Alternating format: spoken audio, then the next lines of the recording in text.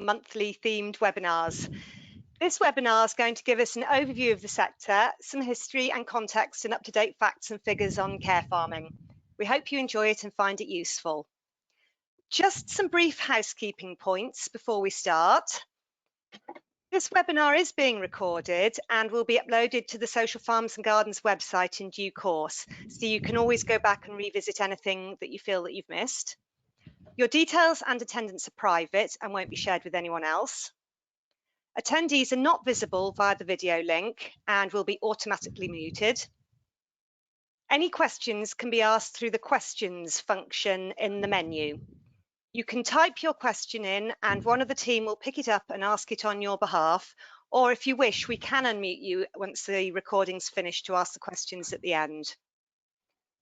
Any links in the presentation will be pasted into the chat function to enable attendees to click on and view the information during the webinar.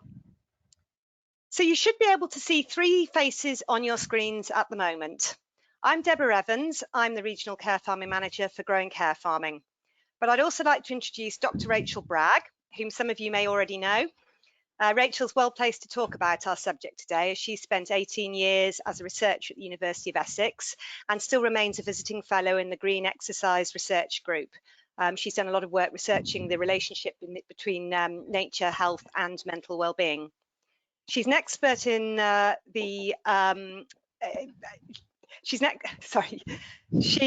been actively involved in the development of the UK care farming sector for 15 years, and in 2015 Rachel and I both worked together at Care Farming UK, which has now gone on to become Social Farms and Gardens.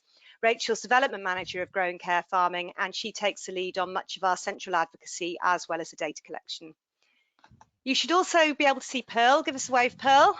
Hi. Pearl's our Code of Practice Administrator, and she's going to be monitoring the questions during the webinar. She'll also lead on the Q&A session at the end. But as I said before, please feel free to post any questions as they occur to you during the webinar, and we'll pick them up with Rachel when she finishes the presentation. There's an option to post them either publicly or privately. When the presentation starts, Pearl's going to turn her camera off so as not to distract, but we will see her again at the end. So you should just be able to see me and Rachel during it. So I'm going to hand over to Rachel now, and she's going to give us an outline of the sector, the changes that have happened along the way, and some key trends based on recent data we've gathered. Thanks, Debbie. Well, I'm delighted to be able to share with you some insights on the care farming sector today. I thought I'd put a quick overview up to show what we're going to be covering before going into questions at the end. So I'm going to talk a little bit about terminology, set some context, talk about our annual surveys before going straight in to talk about the scale of the care farming sector, about the care farms, the services they deliver, people who attend care farms, referral routes and funding before pulling things together at the end. Okay, so I thought we'd start with clarifying the terminology that we use throughout growing care farming. Because there's always much debate, and we use care farming. Originally we used care farming because we took it from the Dutch green care farming back in the early days, but obviously there are other terms in use. Some people prefer to call it social farming, green care farming, all sorts of things. They're essentially all the same, and rather than focus on the name, we tend to focus on the service and quality.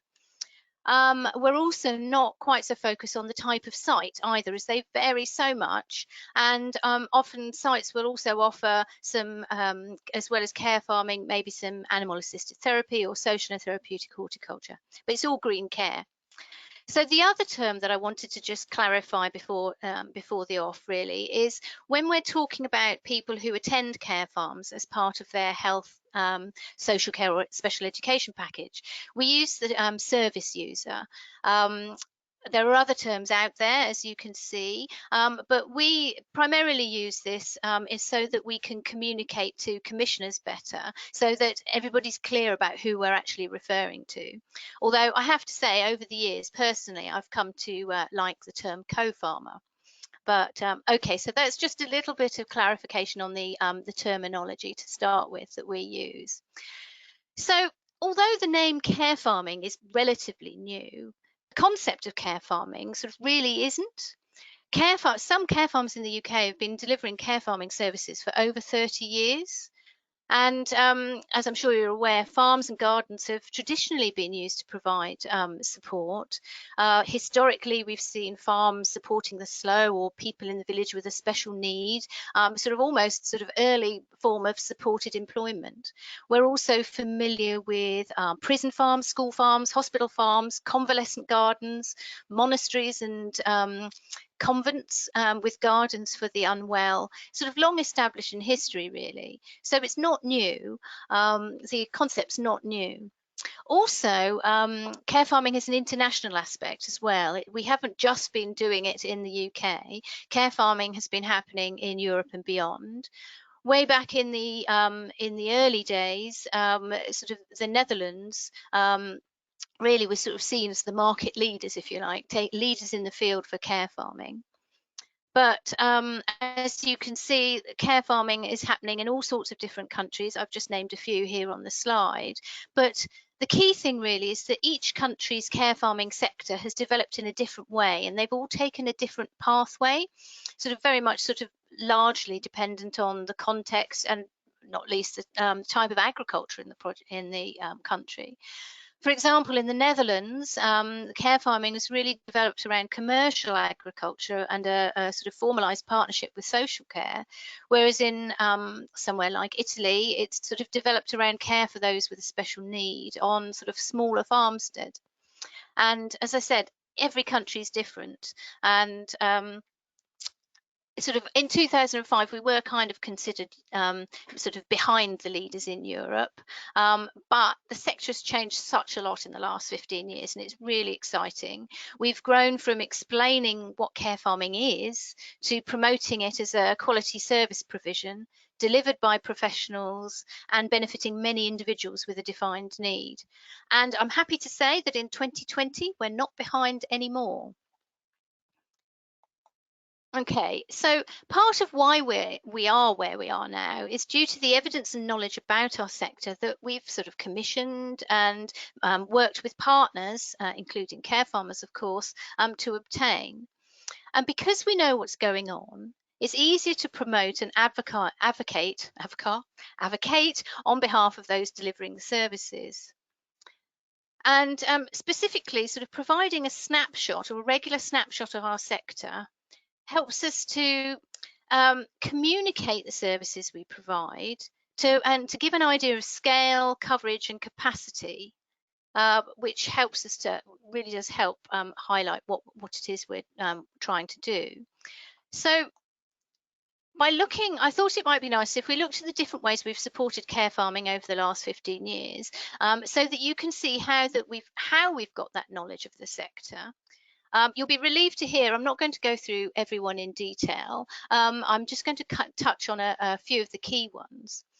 Starting really with the humble beginnings in around 2005, the first conference, where we gathered people together, like-minded people. There were people who were doing care farming, but they were very much doing it in isolation, and they didn't know that there were other people doing similar things around the UK.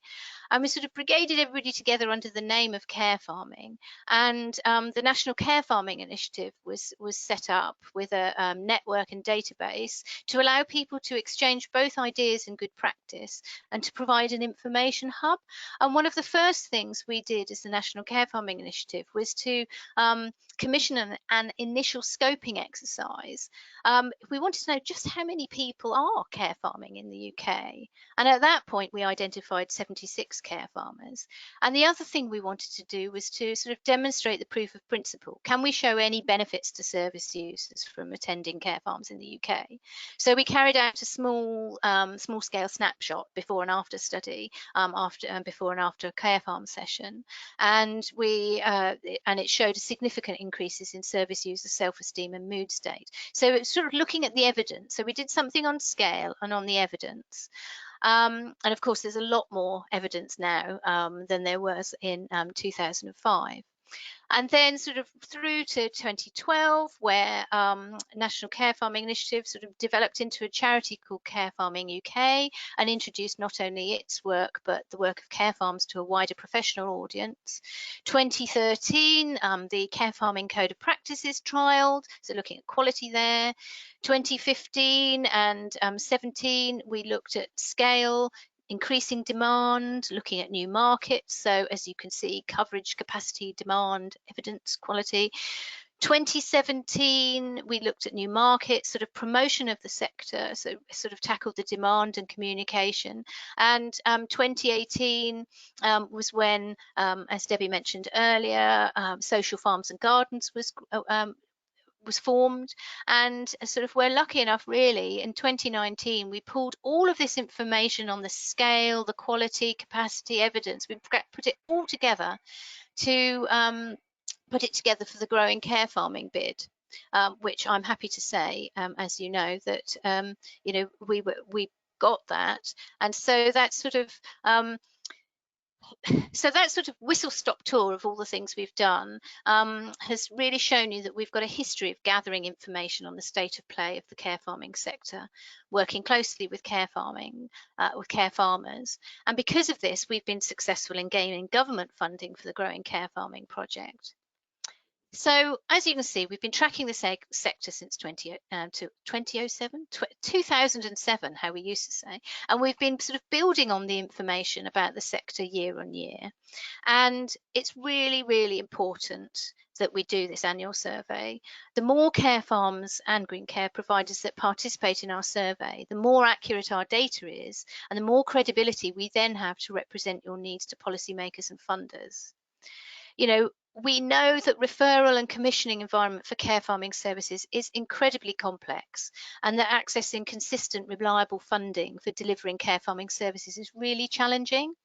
And in order to communicate your needs, to help tackle referral blockages, and to push for additional sustainable funding sources, having a better understanding of the picture helps us to make sure that what we're talking about is based on fact apart from anything else, and that we can work together. The more information we have and the more we can do together to support the sector, the more people will have the opportunity to benefit from care farming services.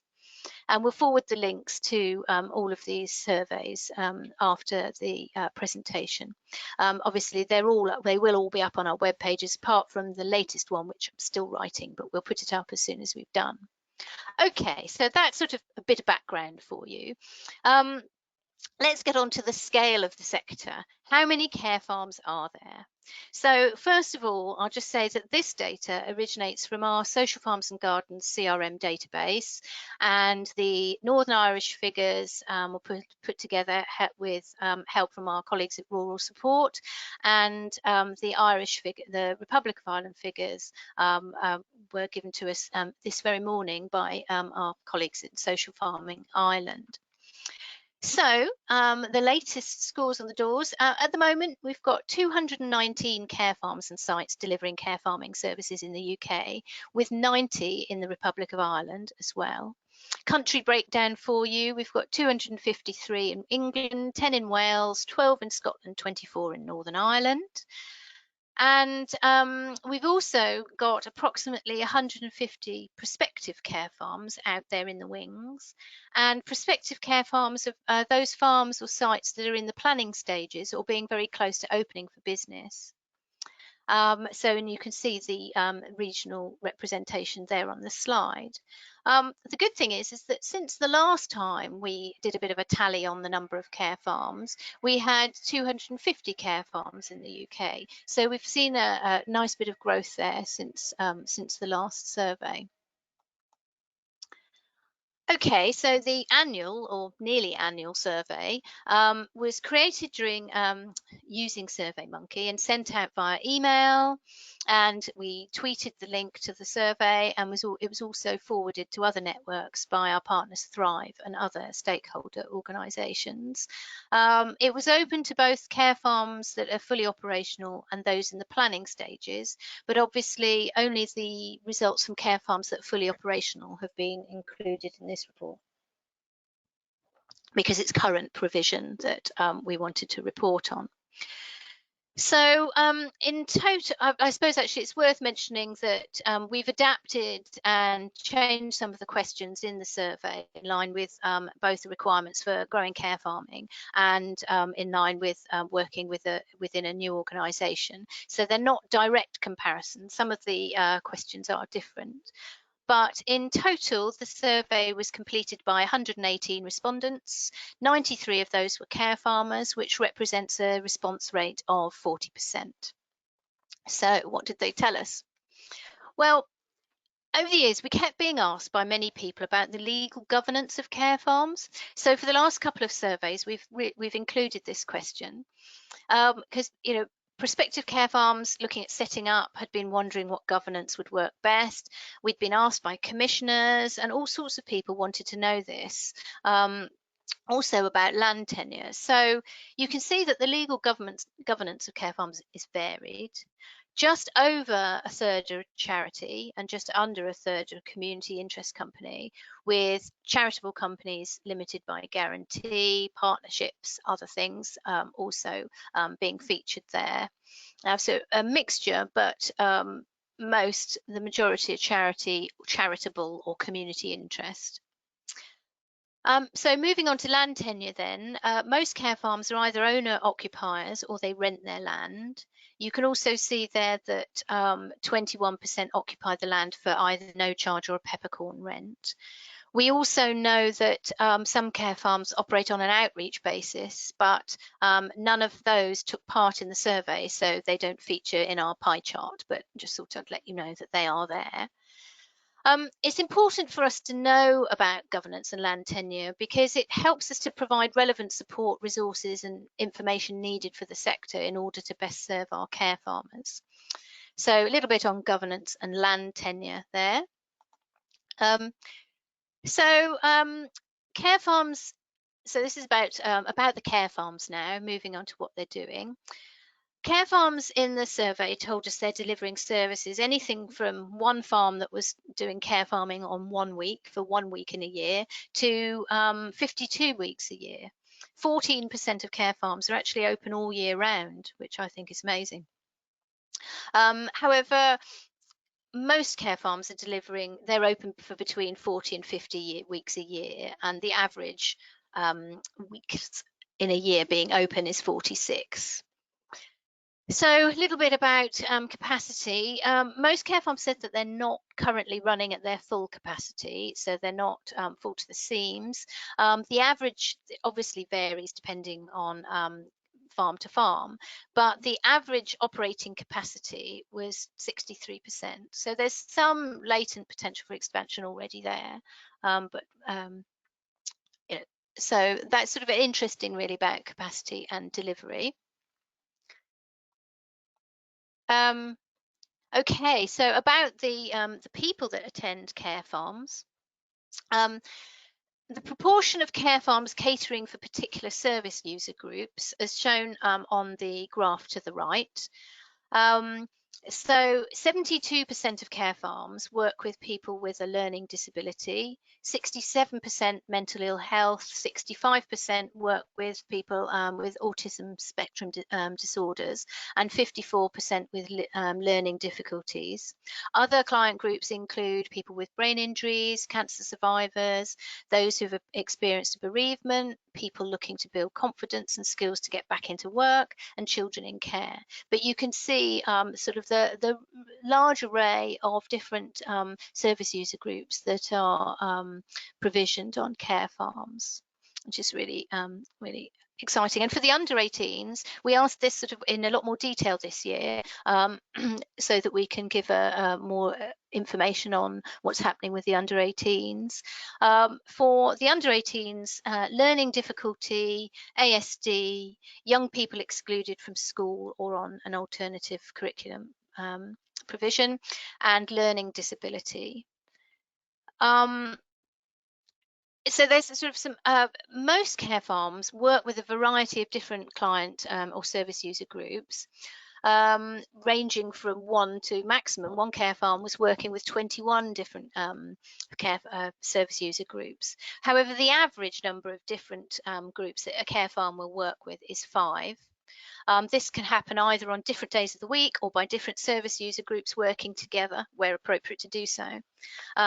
Actually, research from the Netherlands suggests it's the mixing of clients with different abilities and needs that can add to increased benefits, working together as a team. Interestingly, I did also notice some country and regional variation in the data. For the first time, when looking at the England data on its own, the proportion of care farms delivering services to adults with mental health has increased quite largely, and that actually puts mental ill health as the sort of the top of the list in England, which is a change from the last survey where learning disability was in the lead. When you look at the UK figures, when you put them all back together, the differences aren't so marked, but this is mainly because the leading service user group attending care farms in Wales, Scotland and Northern Ireland is still adults with a learning disability. We didn't ask this time about how often service users attend a care farm, but it's we know from previous surveys that because it didn't change, that it's between once and 3 times a week that somebody will participate in care farming services. And the other thing I wanted to say here is that the majority of care farms are offering non-resident, so that's 93% are non-residential, but there are some residential care farms out there. Okay, so moving on about the care farming services. And on this slide, I wanted to talk about the care farming places. So care farming places are typically for a day session, but there are also morning sessions, afternoon sessions and hourly sessions. It really does depend on the needs and the abilities of the service users themselves. So I'm now going to talk about England data specifically when talking about the number of places, although the report will have the data in for all the different countries in as well. So care farms in our survey deliver services for anything between 1 to 7 days a week, but most care farms, the majority of care farms, are open for 5 days a week. And there's sort of enormous variation as well about how many people are attending each care farm on a day. Varies between 2 and 40 people depending on the service user group and care farm setup. But the average is 10 service users per day per care farm, which then if you do the maths, that's an average weekly total of 50 places per care farm. And this is actually not counting weekend places. Out of our survey participants, 26 care farms actually also offer services at weekends, which is interesting. But those weekend places aren't included in this slide. So we know that the information we have on the number of places and care farms is from 40% of care farms that took part in the survey. So if we included numbers from 100% of care farms, we can estimate that the total would increase to 7,153 places per week. And care farms are delivering services for an average of 46 weeks per year, so it's reasonable to conservatively estimate that care farms are currently delivering 329,038 places in England alone. And this, of course, is not including weekend places. And this is a growth actually from the last time we counted the places, although we've got a much more advanced or robust way of calculating number of places this time round. But really exciting stuff in terms of number of care farming places and the number of people that are who are having the opportunity to benefit from spending time on a care farm. Excuse me while I just check my timings. Fine. Okay, so length of care. So this is about costs, care farming costs. Some care farms, as I said before, are offering different types of session. Some care farms charge for individual sessions by the hour, others for a full day, and others for a group. The average cost for a day session is about £60. And obviously, but this really does vary depending on the session length and service user need and ability. And in the survey, we asked how much a typical care farming session costs. So these are the averages of the answers that we got. So average cost, £60 a session. Interestingly, obviously, some care farmers told us in the survey that although the services are free to the service user, they were receiving grant or other funding from different sources to enable them to provide services. So this sort of neatly, I hope, segments into referral routes and funding. So I think the first thing to say about referral routes and funding for care farm places is that it enormously varied, and it's often a very, very complex picture. There's variation not only locally, but also between different commissioning routes. But we asked the question on the survey, and so we can say that the referrals most frequently are, or from the proportion of care farms receiving these referrals, at the top of the pack are referrals via personalised social care budgets, local authority social care referrals, families or carers, and specialist education services. Although you can see in the graph to the right there that referrals are also received from health, community mental health, other voluntary sector organisations, self-referrals, social prescribing, CAMS, and GPs. And there were other sources mentioned but these are the most frequently occurring, if you like. So you can see it's a very varied picture there. But I think the thing that's come out that's really interesting that we found this year and this time round is that we've sort of been able to sort of really get down into the nitty-gritty a bit more. And we know now that referrals may come with or without funding. And although obviously the ideal is that the they're providing, care farms provide a service that's for the individual, so you would assume that the funding would follow an individual for the services they're providing. But we've discovered, and I guess we've always known, that care farmers typically have to think outside the box and access other funding sources to adequately cover the costs of providing services. Excuse me, and some referral routes seem to be better at providing funding for the individual referrals than others. And if you look at the graph to the right, if you're looking at, so there's the list of the different referral agencies on the left, and you will see that there's a sort of brown bar and a paler brown bar. So essentially, the bigger the brown bar, the better the referral route is at providing associated funding to go with those referrals. And the bigger the pale brown line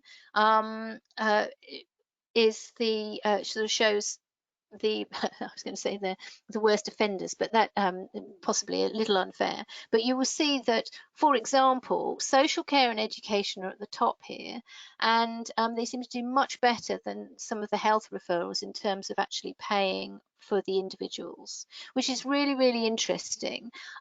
This could be, of course, because currently GPs, CAMS, refer less service users into care farms. That might be the reason, or it might be that the markets aren't as developed, or this might be the reason that there are fewer referrals because there's no money accompanying the service. But this data really gives us something to get our teeth into, to talk to commissioners and to policymakers, to really start to highlight where work needs to be done in order to ensure a sort of sustainable funding option to enable care farms to continue to provide services. So that is essentially our whistle-stop tour through the findings from the latest annual survey. I wanted to sort of wrap up really, so that we have plenty of time for questions, and so that I can answer, if anybody wants to know any more details, I can let you know. So I wanted to end really to say that we really have a history of gathering information on the state of play of the care farming sector and working closely with care farmers. We really, the more care farms and green care providers that take part in our survey, the more accurate our data becomes and the more credibility we have to represent your needs to policymakers and to funders. And we hope to see the numbers of care farming places and the number of people taking part in the survey continue to grow as the support and advocacy continues from growing care farming. But I wanted to really say that it's part of the story, it's part of what we do. And as well as advocating on your behalf to commissioners, policymakers and the general public, and promoting care farming and Elms, social prescribing and other relevant agendas, through, we're doing more than gathering information on the sector.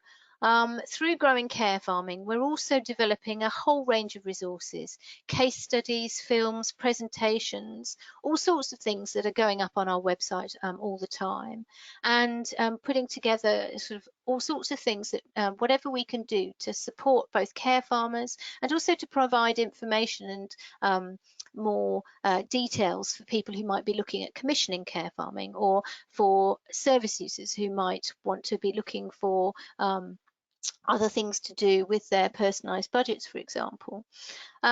So we've been doing, we've all sorts of things that we're doing, and it's really exciting times for us, especially now we have a team of wonderful staff to help us do this. We've also been developing a whole load of care farming support training together with our partners at Thrive.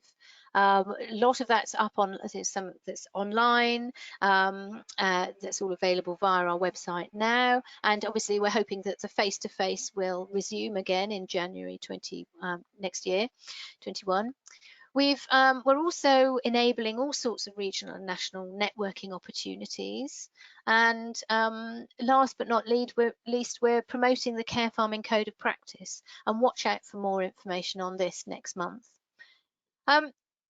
So we're really excited about our sector going forward, and we're also promoting heavily the role that care farming will play in the nation's mental health recovery post-COVID. So we're really flying the flag, and I think we're lucky that over I say lucky, not that COVID has been lucky at all, but one of the things that has come out of lockdown and people sort of not being able to function normally in their normal lives is that people have found a lot of solace in nature, in their gardens, of being outside, and that's really helping us fly the flag. It's not quite such a stretch for people to see that nature's health, can help, and by and large that care farming can help as well. So rest assured, we're flying the flag for care farming at every opportunity. And for more information on this, please see our website.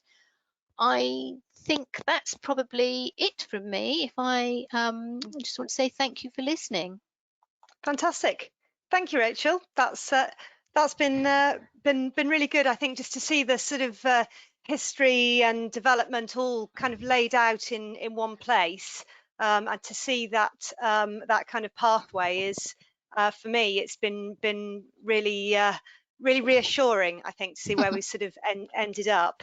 And I think I was lucky enough to have a bit of a sort of sneaky peek at the presentation last night at some of the slides, and I think, as you say, I think the sort of the complexity of this sort of referral and commissioning route has really been teased out this time, and I think it's probably something which we had known sort of anecdotally. This sort of healthcare funding was definitely a sort of gap, but actually to sort of see it laid out in black and white there is certainly something which I think again just lends a bit of weight to our arm. But we have got some questions which I just had a look at. I'm going to hand over to Paul. One of the questions is one I asked you last night, actually, so you'll be pleased that you've you answered it for me, so I will I'll hand it over to Pearl anyway. Pearl, if you'd like to go through the questions with Rachel. Yeah, sure. So we've had a couple of questions. One is about linking in. So the question is, are you linking in with the development of and consultation with ELMS to ensure that care farming is properly recognised by DEFRA within the agricultural landscape as a public benefit? Absolutely. Yes, that's a really good question. We are taking every possible opportunity. I'm shoehorning it into discussions wherever we go. I have been, obviously, we're lucky because we're a government funded programme. It's given us sort of inroads, and it's enabled us to access the people that we need to access in terms of our advocacy as well. So we are in discussions about Elms. We will be and we'll update people as when we go with that. But one of the things, obviously, that through higher level stewardship, the sort of predecessor to the new sort of Elms system, funding for care farming places was recognised, as well as funding for the sort of more generalised school visits. And we are really, really keen that the recognition of care farming as a public good, as a way to link people back to the countryside, and all of those things are covered within Elms. I keep raising the question. I keep being reassured by folks in Natural England and RPA that don't worry, care farming will feature in this. We've got various sort of irons in the fire, but rest assured we're very much pushing that. It goes against everything that DEFRA seems to be pushing for if they then drop care farming out of Elms. So rest assured we're working to advocate on care farming's behalf on that score. Okay, great, thank you. There was also a question on something we discussed recently, actually, about definitions.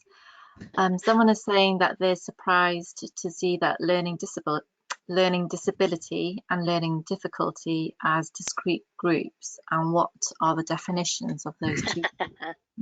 Now, that's $1 million question. Funnily enough, this was what Debbie was alluding to. I was asked this, and I've had a bit of a journey, well, since working with care farms actually over the years, in that I think probably, myself included, there's a danger that you sort of, that you sort of use them as what's the word? It's not interdisciplinary, I can't think of it. Thank you, Debbie. Yes, interchangeable is the same thing. But I was corrected by care farmers that work with different client groups, and also with my work with Mind and Mental Health Foundation. It is a very contentious issue. There is no one hard and fast definition about the difference, but most places say that there is a difference. So a learning disability, as far as I understand it, and please forgive me if I get the terminology wrong, but a learning disability is usually it's a intellectual disability, something that very often somebody is born with, and for example, a learning disability would include something like Down syndrome. Learning difficulty is more of a emotional. So learning disability affects your sort of independence, the way you react with others, and sort of everyday living. A learning difficulty is, would include things like ADHD, autism, ASD, I believe. So there is a difference, and so because we were corrected by people who said, you've asked about learning disability, what about learning difficulty? So we responded to our care farmers really, and to the sector to define it. We can, if it would be helpful, I think I'll probably put a definition, or the definition that we use in the report, to clarify it but it's a good question. Thank you. And you clarified to us earlier, you were saying, well, it was just really interesting to know about that disability is more of a lifelong condition that can start before adulthood, whereas a difficulty is something that's kind of linked to cognitive impairment, isn't it? Something like that. So yeah, the definitions are really helpful, aren't they? Somewhere. Yes, I mean, I wish this whole modern technology, I would love to just get the email that I sent with the definitions up so I could read it seamlessly, but I'm too terrified of accidentally stopping the webinar to risk. I have got it here. I could. I've got it in front of me. You said more or less what you've put to us last night. So thank you for the question. It's thank you to the person who asked the question, because it made me feel less better that it was something that I actually asked last night as well. So that's great. Pearl, do you want to pick up on the next question? Yeah, we have a couple of other questions. So here's one. Is the increase in the number of care farms engaging people with mental health issues partly because we have greater awareness of mental health, or even because mental health has become a catchphrase for all sorts of things? That's a good question. I think it's largely recognised that I think it could be twofold. We've seen the need for mental health care increase. We know that there are increasing numbers, and interestingly, even more increasing since COVID, of people with mild to moderate mental ill health rather. So we know that there are more people out there that are being recognised as having a mental health issue. I think the other thing is that it's becoming more people who commission for mental health are seeing the benefit and the links between being outside and improvements to mental health. So I think that it's twofold, but we haven't. It is a really good question because it's a really interesting point. But it's also interesting that in England that it's now pipped in terms of the survey data, pipped learning disability to the post in terms of the client group that's on most care farms. So we're getting tongue-tied there. Thanks. Next, any other questions? I think that's it for now, unless someone types up on the chat function. I've got a question actually, Rachel, just to sort of it's probably this is following on really from that question. Is your sense, I mean, obviously there's a sort of issue that's been flagged up through this data that we are sort of looking short on the funding on the health side. Do you think that is something? It's probably not a very fair question to ask you in front of a lot of other people, but do you think that is something that possibly post-COVID, with the level of interest and the sort of growth of interest in this sector, do you think it might be something as we move forward which we will actually see a change in? I'm hoping so. We're definitely in a different situation than we certainly were 10, 15, even sort of a couple of years ago really now. I think even if you take something like social prescribing as one example of health referral and commissioning, although we know there's a lot more. I think one of the dangers is that when you hear health, everybody just thinks of social prescribing, and it's just one part of the referrals. When we first heard about social prescribing, we thought, woohoo, this sounds absolutely perfect for care farming referrals and funding. And then when we looked into it in more detail, sort of several years ago, we thought, oh, hang on a minute, this is great, but there's no funding paying for the service delivery. So we thought, oh, it's not so great. And since then, we've really advocated, we've really highlighted this issue to anybody that would listen. And I was on a call the other day listening to about some future developments that are coming out of the National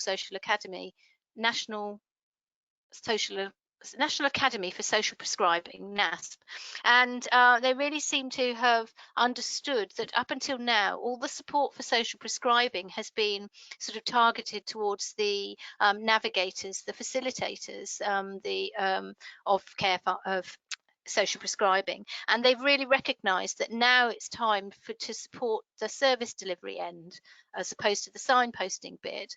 So I'm reasonably confident actually, and not least because of COVID. I think we're going to be in a situation, we're starting to see data coming out from all sorts of surveys that, from children who are really anxious after COVID, and right through to adults, that there's going to be a real need, and existing mental health services, can't pick up the slack at the moment. They're just oversubscribed. And if we can highlight the amazing potential that care farming and also other green care options can give within social prescribing, I think we're in a really good position, and also in mental health and other and we're watch this space. I'm really confident. I think it's times have changed, and we're getting there, definitely. Great, thank you. I don't think we've had any more questions in. If there are any questions for Rachel after we've sort of finished this webinar, please do sort of pop anything you want to on an email. You'll find us. Oh, hang on, we've had a last ditch one. Do you want to pick that one up, Pearl? Can you see it? All about schools, isn't it? Are there any care farms offering forest schools or bushcraft activities? Any working with schools closely? Oh, yes, I can just see that now. Yeah. The answer is yes and yes. All sorts of care farms work with schools and offer bushcraft as part. Obviously, the range of activities you can do on a farm varies enormously, and on any site. And I think it's sort of most care farms that I know of, are always thinking of new things to do, new activities to do, as well as sort of the livestock and the crops and vegetable growing, that sort of thing. So a lot of them do also do bushcraft and that sort of thing. And obviously we know that care farms do work with schools, and I think it's probably worth mentioning as well that it's not just so obviously care farms usually work with individuals with a defined need, so whether that's a special educational need or a need for alternative provision, and so they'll look at all sorts of things. But there are also through the Children and Nature programme, the Nature Friendly Schools strand of the programme. They're also working with schools for children without a defined need, if you see what I mean. I hesitate to say the sort of, so for classes of children as opposed to the individuals. So I hope that answers your question. Yeah, no, that's great. A couple of others have come in. Okay. What would be your advice for a newly prospective care farmer interested in exploring opportunities and interest in potential services, and where to start?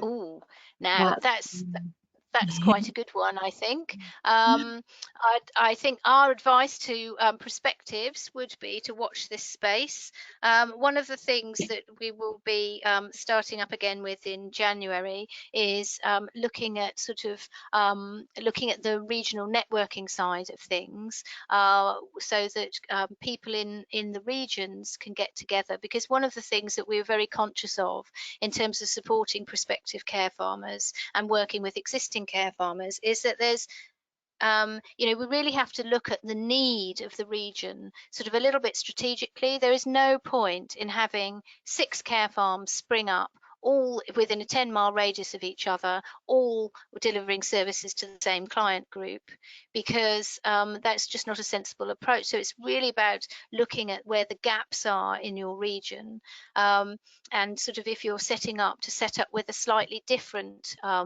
client group or service user group than your neighbouring care farm down the road. But we've got all sorts of things on the web pages designed for prospective care farmers and to help with this. But I think it's the sort of networking and talking to other care farmers in the area and also commissioners, and to find out what the individual needs are in the area is really key. Debbie, have you got anything to add to that? Just wanted to highlight the training as well that's on our website. We've got a sort of number of training courses which are now available, and I would sort of point you towards those. If you go to the Social Farms and Gardens website, I think when we move on, I think we'll get to the end, is the next slide. I think we'll probably have the web address on it. Just look for the growing care farming pages, and the training courses are on there, and do make sure that you're signed up to sort of receive bulletins and that kind of thing. The web page is here as well, and I'll circulate that afterwards. Sorry, yeah, go back to the questions. We've got Pearl, I don't know whether you've seen the question that's come in via email. Have you seen that? Yes, we have another question coming in through our email. Question about I had a question about how you evidence the impact these farms are having. Could I ask whether that's the evidence of impact on the individual? I'm assuming it is. It was sent by users. email, so it wasn't done via live chat or questioning. Okay. So I think it would be the impact on the individual. Well, we're in quite an exciting position. Back in the early days, way back in 2005, there really wasn't any evidence, not from the UK, about the benefits to service users. I was lucky enough to do the first bit of research. Since then, there have been all sorts of very capable researchers. I did notice that a couple of them had logged into or had signed up to be part of that webinar. So there's all sorts of evidence out there. We pulled together some of the evidence of the impact of care farms on service users in our report on green care for mental health, which I can forward to the Inquirer and put a link to after the webinar as well. But yes, there's also, and there's quite a lot of evidence internationally as well. There was a recent, I think, was it published last year, what's it called, a review of the literature by Leeds. There's all sorts of evidence out there where we're not in the position that we were in a while ago with no sort of hard evidence. We've got that now, and the impacts can be amazing, you know, both from the sort of academic research and anecdotally and case studies. And you know, when you talk to people who've been affected by care farming, you know, who have been affected and helped through care farming, it can be really amazing. Whether it's improved quality of life for somebody with a condition that's not going to ever go away, but you can help people to feel better about themselves and enjoy a better quality of life with a condition, or whether it's helping people out in times of stress or illness or sort of a mental health wobble. It can be amazing how care farming can transform people's lives and to give them back the potential they had before they were you know, struck by an illness or a misfortune in their lives. I could get I'll shut up now, otherwise I'll be talking about waxing lyrical for hours. So I think hopefully that answers the question. Fantastic. Thank you, Rachel. Brilliant. Well, I think, Pearl, as far as I can see on the email and the questions and the chat, as far as I can see, I think we probably covered any questions to come in. But as I said before, please do feel free to email any of the team. We will be constantly uploading resources through the autumn. So there'll be more of the sort of reports and work being done on trying to collate more of this sort of research and background information. So we'll keep you updated on that. So I think it just remains for me to say thank you very much to everyone who's joined us today, and particular thanks to Rachel for her time and expertise. We hope that you found it all very useful. I know I always learn something as I go along. After this, you're going to receive an automated email a few hours when this is closed down with a link to a short feedback survey. Please do complete the survey, as it does help us to keep a track of who's accessing resources, but it also provides opportunities for us to learn and to adapt work moving forward. The webinar recording will be uploaded onto our website shortly. And yes, feel free to contact us. And please also, the tags are on here. Do follow us, the Growing Care Farming Project, on Twitter, and tag us onto any social media posts that you'd like us to share. We're quite hot on Twitter. We like Twitter as a social media platform, so so please do use that. Rachel, were you wanting to just say something? No, I was just another plea for, you know, we love feedback, we love surveys, you know, tell us what we're doing right. You know, we're always, as Debbie said, you know, keen to learn, especially about our webinars and our other resources. You know, what's working, what you found useful, what you haven't found useful, so that we can always strive to improve. Great. Thank you. So thank you to everybody who's joined us, and please do keep in touch with us. Bye-bye from all of us. Thanks. Bye. Bye-bye.